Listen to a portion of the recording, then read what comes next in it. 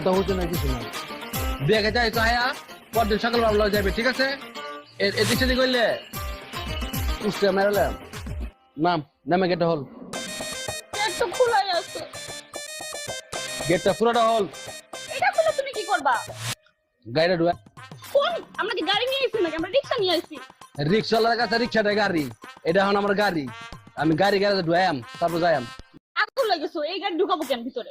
বললাম যে আমি কিটা বুঝছি, আমি যখন বলেছি এই গাড়ি গ্যারেজে না ঢুকলে আমি ভিতরে ঢুকাম না, বলছি না আমি ভিতরে তো সত্যিটা মোরাম।